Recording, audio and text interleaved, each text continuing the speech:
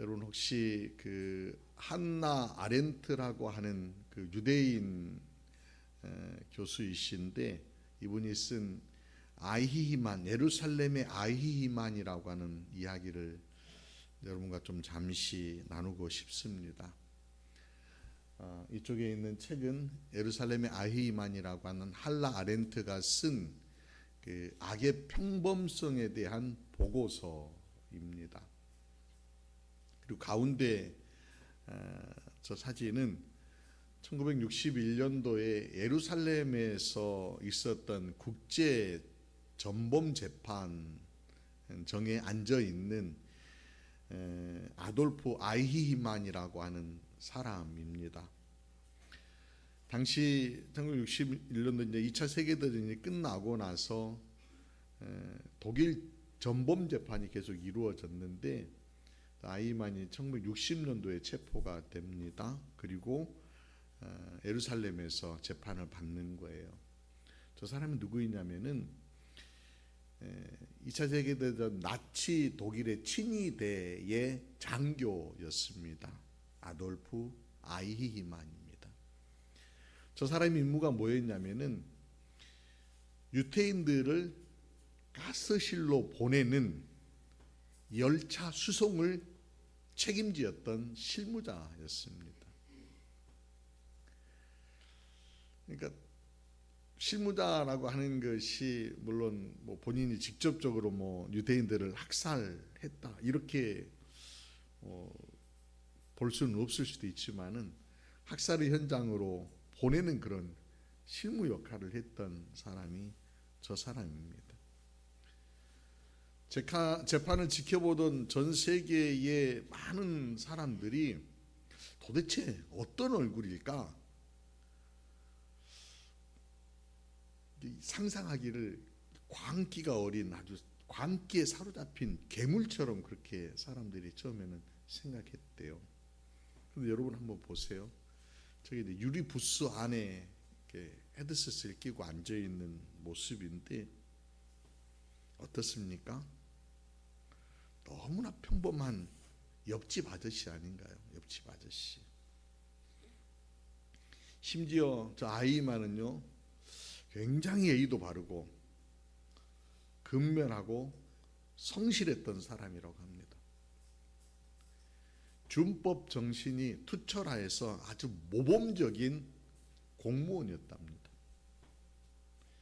재판 받는 내내 담담하게 이 아히만이 얘기했던 게, 나는 내 임무에 충실했을 뿐입니다. 나는 법을 지켰습니다. 나는 위에서 시키는 대로 성실하게 일을 했습니다라고 항변을 했다고 합니다.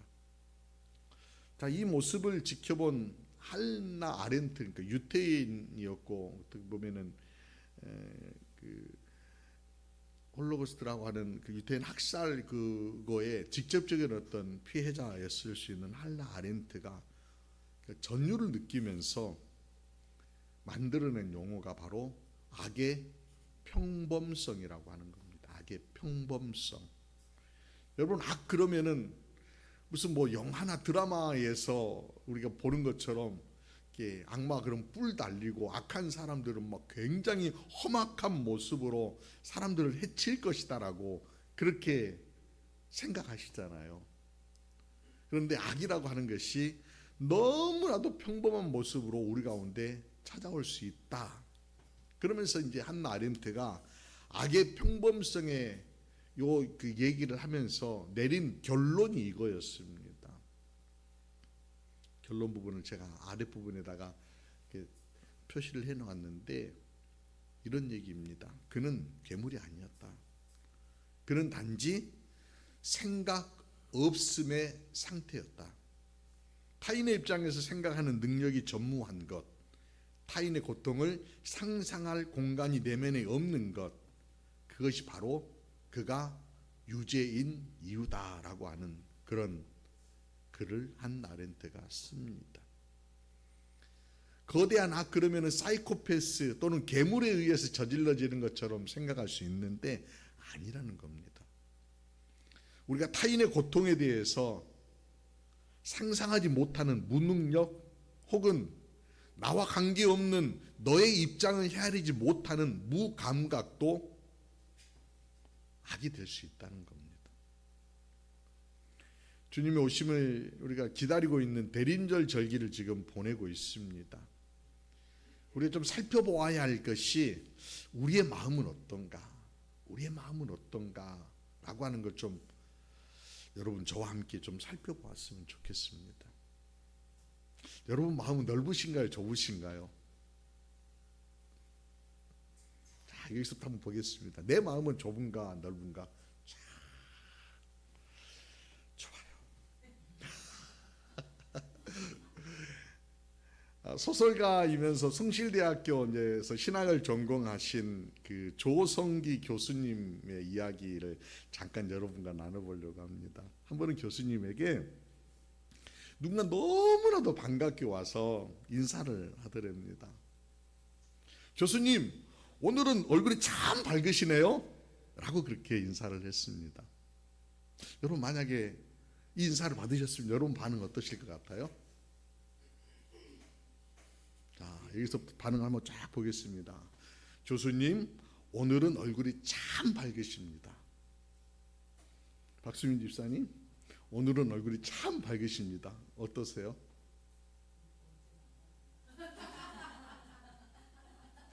자, 이제 바로 저 지점인 거예요.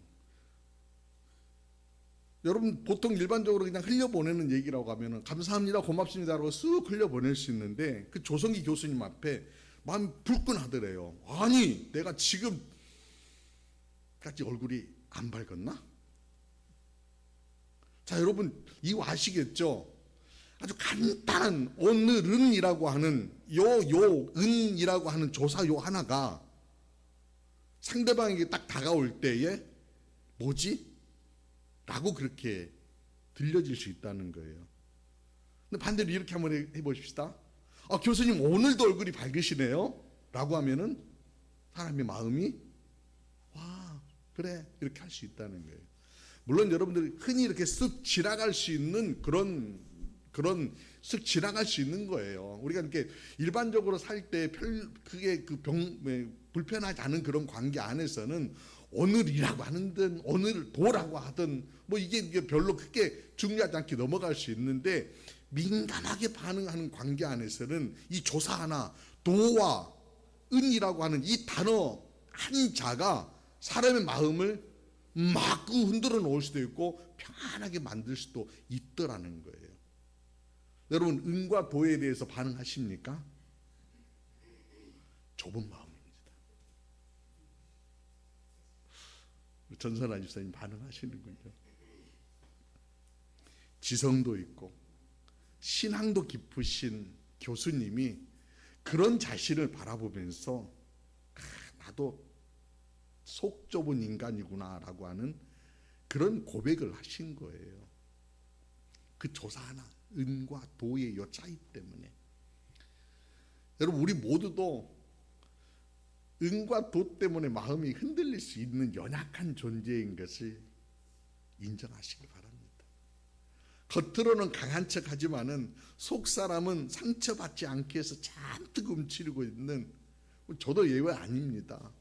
저도 만약에 오늘은 얼굴이 밝으시군요 그랬으면은 뭐지? 라고 그렇게 반응했을 것 같습니다. 다 이런 방어, 이런 기제들이 뭐라고 신약에서는 얘기하자면은 방어 기제라고 그렇게 얘기합니다. 누군가가 얘기할 때 내 마음을 이렇게 방패 하나를 들고 탁탁탁 막아들면서 툭툭툭 내보내고 싶은 그런 마음이 있다는 거예요. 감추려고 하는 마음이 있다는 거예요. 근데 왜 그럴까요? 이런 상황 안에서 뭔가 이렇게 내가 피해를 당하는 것 아닌가, 내가 무시를 당하는 거 아닌가라고 하는 그런 기질들이 자꾸 발동한다는 거예요. 그런 생각들이 다 발동한다는 거예요. 근데 이게 공동체적으로 이렇게 가버리면은 공동체는 와르르 무너져 버립니다. 그런 것들이 자꾸 자꾸 드러나서 그런 거 하나로 조사 하나 때문에 사람들의 마음을 흔들어 놓고 그 마음 그것 때문에 나는 너하고는 못 만나겠다. 그것 때문에 나는 너를 무시한다. 이런 걸로 자꾸 흔들려 버리면은 공동체는 무너져 버릴 수 있다는 겁니다. 그래서 오늘 사도 바울이 그런 얘기를 하는 거예요. 오늘 본문 보시면 12절에 이런 얘기를 해요. 여러분 같이 한번 읽어봅시다. 너희가 우리 안에서 좁아진 것이 아니라 오직 너희 심령에서 좁아진 것이니라. 이 얘기가 지금 어떤 얘기인지를 조금 더 들여다보려고 하면은 공동체가 문제가 있는 것이 아니라 각각의 어떤 심령들이 지금 문제일 수 있다는 거예요. 좁아터진 목사의 마음이 그럴 수 있고 좁아터진 나의 마음이 지금 누군가에게 아픔을 줄 수 있다라고 하는 그런 인정함이 필요하다는 거예요. 예레미야서예요. 예레미야 17장에 보면은 이런 말씀이 있어요. 같이 읽어보십시다. 예레미야 17장 9절 시작. 만물보다 거짓되고 심히 부패한 것은 마음이라. 마음이라는 거예요. 내 마음이 결국 어찌 보면은 그런 것들로 자꾸 차오르면서 두려움, 열등감, 나를 보호하려고 하는 지독한 자기 사랑에 내 마음이 좁쌀이 되는 거예요. 좁쌀이. 저는 이 좁쌀을요 감옥이라고 오늘 좀 표현하고 싶어요. 갇혀버리는 거예요. 그 안에 갇혀버리는 거예요. 나 스스로 안에 갇히는 거죠. 그렇다면 이 좁은 마음의 감옥을 어떻게 탈출할 수 있을까요? 오늘 본문 상황 속으로 좀 여러분 같이 들어가 보십시다. 고린도 교회와 바울과의 관계에 대해서 좀 살펴보았으면 좋겠습니다. 고린도 교회에는 바울이 2차 전도 여행을 통하여서 유럽 전도를 하여서 세운 개척교회 같은 곳입니다. 교회가 정말 하나님의 은혜로 은사들이 풍성하고 말씀으로 단단하게 세움받는 그런 교회로 성장이 가기 시작을 합니다.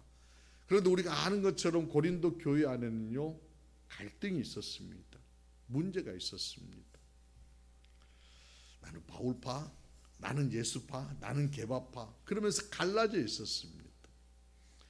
이런 고린도 교회를 바라보면서 사도 바울이 보낸 편지가 고린도 전서였습니다. 그리고 그 이후에 고린도 전서를 보내고 나서 바울이 직접 교회를 방문을 합니다. 고린도 교회 성도들이 사도 바울의 방문을 환영하고 막 좋아했을까요? 아니에요. 그러지 않았어요. 이미 그 고린도 교회 안에는 거짓 사도들, 그 유대인교를 믿는 유대교의 어떤 신앙을 자꾸 주입하려고 하는, 그러니까 이게 그 유럽 교회이잖아요. 이방인들이잖아요. 그런데 그들이 할례를 받아야지 또 이렇게 구원 받는다라고 하는 그런 이상한 교리들을 막 퍼뜨리면서 교인들을 선동하고 있었어요. 배척했어요. 그래서 바울, 당신은 추천서도 없고 사도 맡기는 맞아? 아니 글에는 좀 힘이 있는 것 같은데 말은 참 어눌하고 외모는 왜 이렇게 엉터리인 거야? 이건 제가 얘기하는 겁니다. 그러면서 교회 안에서 바울에 대해서 이렇게 비하하는 그런 모습들이 막 있었어요. 바울이 어떻게 합니까?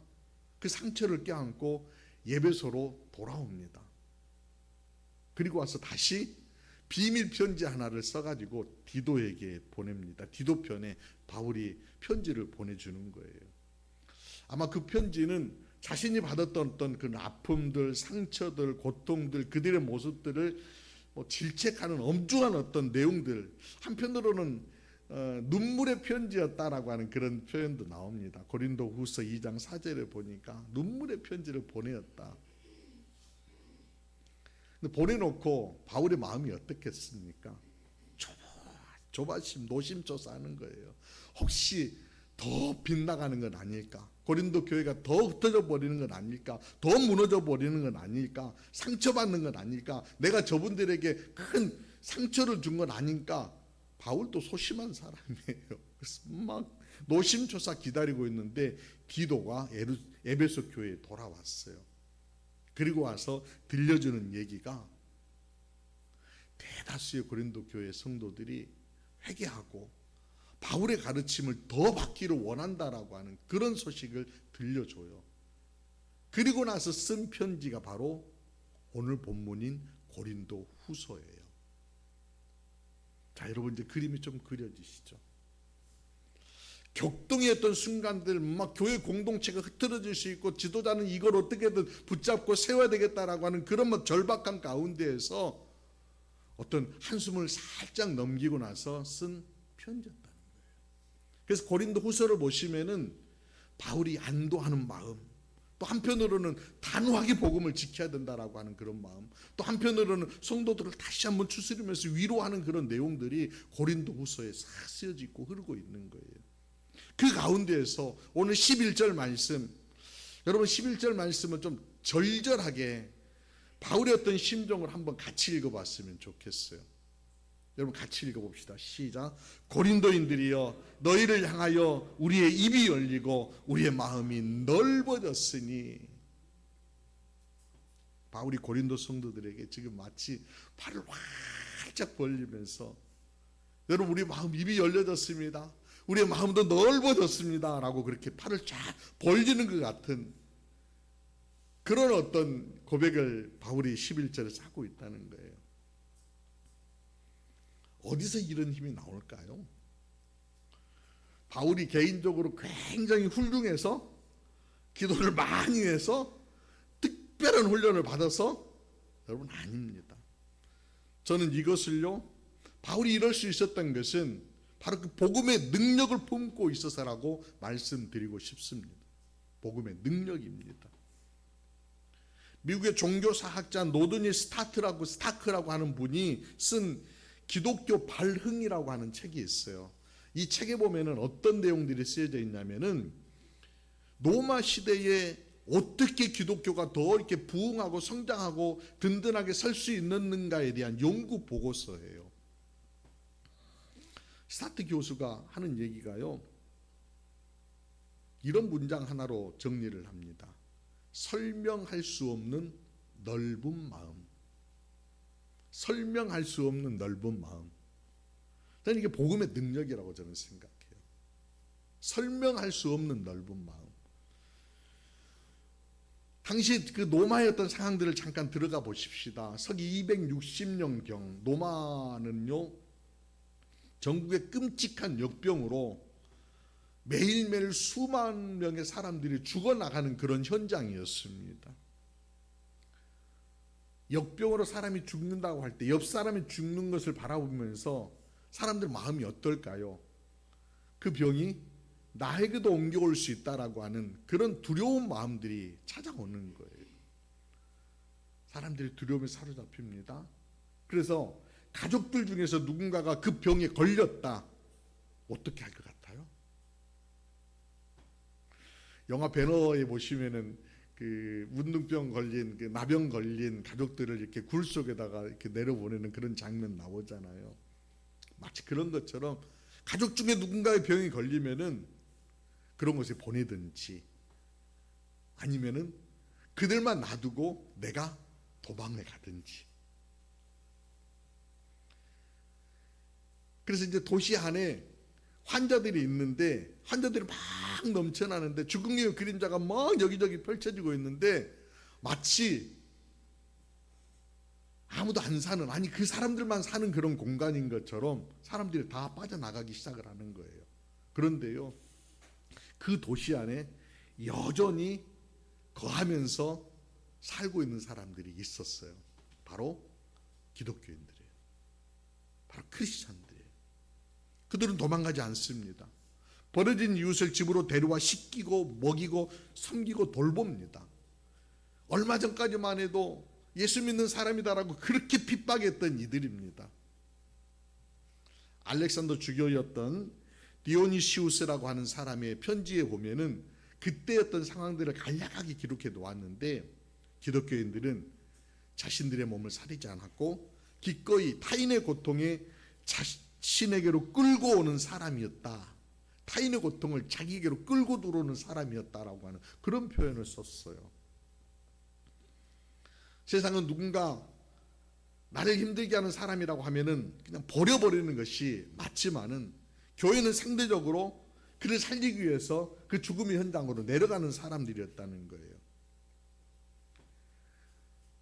그런 스타트 교수가 얘기했던 설명할 수 없는 넓은 마음, 우리가 신앙적으로 고백할 때 바로 이게 바로 복음의 능력이었다는 것입니다. 복음의 능력. 그 복음의 능력이, 그 예수 그리스도의 복음의 능력이 나를 살리고 여러분을 살리고 세상을 살린 거 아닙니까? 기독교가 세상을 변화시킨 것, 노마를 변화시킨 것, 그건 교리나 정치가 아닌 죽음을 무릅쓴 넓은 마음, 바로 이 복음의 능력으로 세상을 살려냈던 것입니다. 저는요, 우리 안에도 이 복음의 능력이 다시 확장되었으면 참 좋겠습니다. 그 확장되는 길로서 사도 바울에게 전하는 빌립보서 2장 5절 말씀을 여러분과 나눕니다. 함께 읽어볼까요? 시작. 너희 안에 이 마음을 품으라. 곧 그리스도 예수의 마음이니. 예수의 마음을 품는다라고 하는 거, 복음의 능력을 내 안에 품고 살아낸다라고 하는 거 아닐까요? 그 복음의 능력이라고 하는 거 뭐입니까? 그 예수의 마음이라고 하는 게 뭐입니까? 예수 그리스도께서 잡히시기 전날 밤 제자들에게, 특별히 베드로에게 너 나 3번이나 부인한다? 그 다 알고 계셨어요. 실제로 그 일이 이루어졌어요. 3번이나 모른다라고 저주했던 그 베드로를 주님이 내치지 않고 다시 찾아가서 회복시켜내는 것, 이게 넓은 마음, 사랑 아닙니까? 심지어는 은 30냥에 자신을 팔아넘길 그 가론 유다의 발을 씻겨내시면서도 끝까지 그 영혼을 불쌍히 여기셨던 그 마음, 그게 바로 주님의 마음이고 주님의 사랑 아닙니까? 손절한다가 아니라 어떻게든 회복해내겠다, 어떻게든 품겠다라고 하는 것, 심지어는 자신의 심장을 놓으면서라도 너희들 내가 얻겠다라고 하는 것이 주님의 마음이었다는 겁니다. 바울은 바로 그 마음을 품고 고린도 교회 성도들에게 그 마음을 넓혀 갑시다라고 그렇게 지금 호소하고 있는 것입니다. 그러면 13절에 매우 무거운 단어를 사용해서 전해줍니다. 내가 자녀에게 말하듯 하노니 보답하는 것으로 너희도 마음을 넓히라. 보답하는 것으로. 누구에게 보답하는 거예요? 주님께 보답하는 마음으로. 주님께 보답하는 마음으로. 받았던 은혜, 내가 사랑받고 내가 용서받고 내가 구원받았던 그 은혜에 마땅한 반응으로서 너희도 마음을 넓혀라, 이렇게 권하고 있습니다. 사랑하는 여러분, 마음 넓혀 가십시다. 마음 넓히는 여러분 되시기를 주님의 이름으로 축원합니다.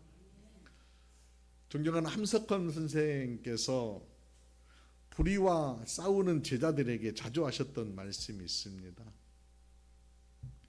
웃으면서 싸우라. 웃으면서 싸우라 그랬습니다. 죽기 살기로 악을 악으로 갚으려고 달려들지 말고 이긴 자의 여유, 넉넉한 품을 가지고 웃으면서 싸우라, 그렇게 권했습니다. 우리 모두가 좁쌀만한 마음으로 서로를 찌르고 있지는 않습니까? 그 안에 저도 포함됩니다. 저는 오늘 우리가 좀 통 큰 사람 되었으면 참 좋겠다. 예수님처럼 또는 바울처럼 그런 보답하는 마음으로 우리들 마음들을 좀 넓혀가는 여러분 됐으면 참 좋겠습니다. 그리하여서 내 자존심, 내 감정의 좁은 감옥에서 이제 벗어나고 이 거룩한 넓어짐으로 은혜의 성찬을 맞이하고 주님과 함께 동행하며 주님이 모으시는 기쁨과 평안을 누리며 살아가는 행복한 삶이 되었으면 좋겠습니다. 특별히 대림절을 보내면서 그 은혜가 우리의 심령 그득히 넘쳐서 세상 가운데도 흐르게 하는 저와 여러분이 되었으면 좋겠습니다. 다시 한번 우리 모두가 마음의 감옥을 벗어나 세상 가운데 그리스도의 사랑을 흐르게 하는 복음의 능력자들로 모두 서시기를 주님의 이름으로 축원드립니다. 기도드리겠습니다. 사랑의 주님, 말씀을 통해 우리의 좁아진 마음을 봅니다. 타인을 판단하고 상처받지 않으려고 스스로 고립을 택했던 우리의 연약함을 고백합니다. 주님, 우리 힘으로는 이 마음을 넓힐 수 없습니다. 우리를 위해 십자가에서 마음 찢으신 예수 그리스도의 그 크신 사랑을 우리 심령 가운데 부어 주옵소서. 그 사랑에 힘입어 용서하지 못할 자를 용서하고 품지 못할 자를 품는 넉넉한 믿음의 사람 되게 하여 주옵소서. 통큰 그리스도인으로 세상을 변화시켜 나아가고 이 땅에 복음을 세워 나아가는 귀한 일꾼들 될 수 있도록 주장하여 주옵소서. 다스려 주시고 도우실 것을 믿사옵고 우리 구주 예수 그리스도 이름으로 기도드리옵나이다. 아멘. 아멘.